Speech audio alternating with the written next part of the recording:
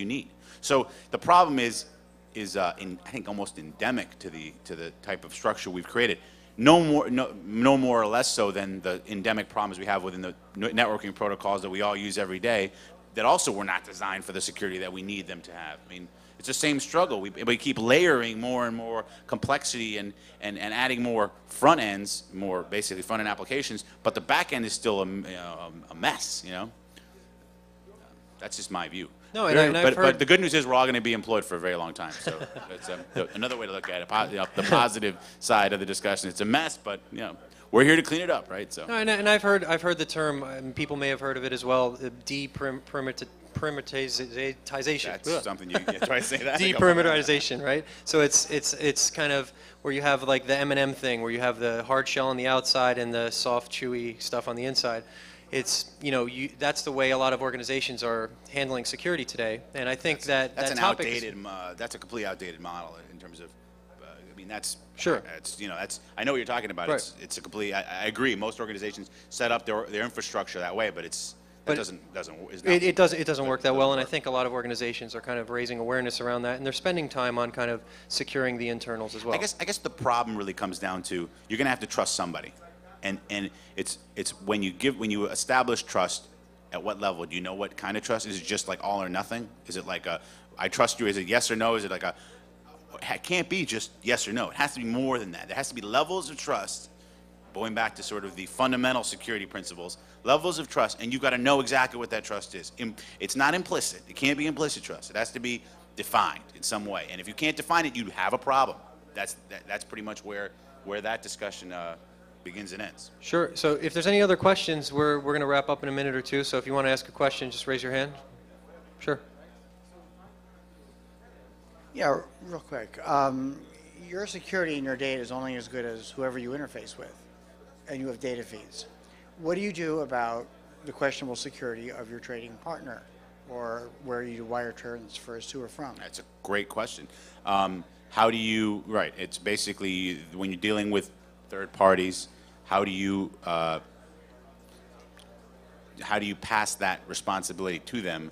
I was having a discussion with another fellow bank guy about this. Basically, what I think needs to happen, he's something he mentioned to me, but I think it's a good idea, is banks and probably a lot of other companies need to come up with, and Jeff has done some work in this area, required language that needs to be embedded in contracts that dictates terms of service, both, there we go, exactly, here we go. Exactly. So this is one of the things out there. Yeah, blueprint contract that Jeff came up with. Who Jeff is a lawyer, by the way, so I'm sure it's it'll pass the mustard in court. Yep. If not, we'll just hold Jeff responsible. One of the things out there today to address that specific issue. The fine print on this.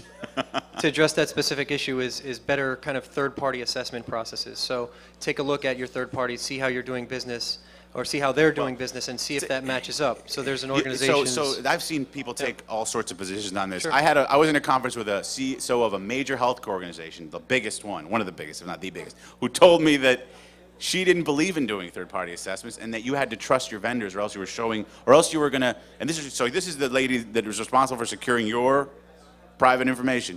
Told me that you guys are going to be able to narrow down who it is. I've just given away way too much information.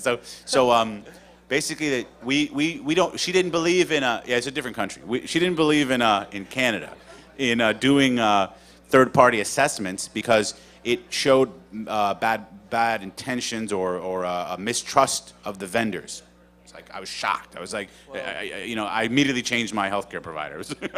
So there's organizations out there today, such as BITS. BITS is an organization that a bunch of financials kind of got together and talk about how they assess the third parties that they do business with. It can only be I firmly believe that this is the way to go. There's no other thing you can do. Assessments. How often are you going to assess? The cost of doing site visits would be astronomical. You would never really be able to ascertain if you truly have controls or not. The only way to do it is to have contract language that's embedded within your contracts that has repercussions. Sure, no, that's otherwise very valid point. If there's no teeth, if there's no penalties, they're just not going to do it. But if you don't have that kind of pull inside your organization to be able to get that. Well, most people can.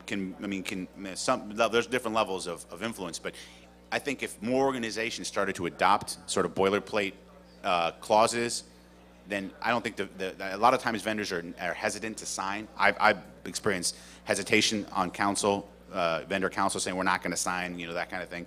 So what happened is if a lot of companies were to sort of require this, you'd probably see a turnaround in the vendor community and the software providers. They'd be probably left without too much recourse, but to have to agree. And once they were hit a couple times with damages as a result, I think you'd see a much needed improvement in the amount of attention they were giving it. So I think I think that would be something that I definitely want to be a part of. Of course, the problem is everyone's too busy to actually do anything about it. I feel like it's oftentimes we're so wrapped up in our own, you know, day-to-day effort. But this effort, if it was to take off, could really make a difference. That's just my impression. All right, one last question, and then we're going to wrap up. Yeah. I just want to know, what was that document that you were holding up there? So this is OWASP. Hey, Joe, you want me to just talk about it just a little bit? You do it justice. Okay, so several years ago, so I am a lawyer, but you know, don't hold it against me because I don't really practice, right? So I just did that, but I've always been a programmer. So I want everybody to be clear. Like, I love code. Like, I'm a developer. Like, I'm one of you. I swear to God. So, yeah. But I did happen to see this need in the market, right? So we put together some contract language that you can use when you're working with any kind of software provider, like if you outsource code to some other country or someone here, or even inside your own organization. We put together this contract language so that to give you a little guide on what you need to talk about with that provider. And it goes through various stuff, like it says, you know, here's some of the process steps that you're required to do, and here's some of the visibility that we're going to need into your process when you produce the code. And here's how we're going to make sure that you're testing stuff. It has some provisions for how you're going to deal with what happens when something goes wrong. Like, let's say they deliver the code, and then you accept it, and you're using it, and then all of a sudden you discover, hey, there's this vulnerability. Well, you go back to them and say, hey, this is crappy code. You got to fix it. And they say, sure, we'd be happy to fix it. Here's an estimate.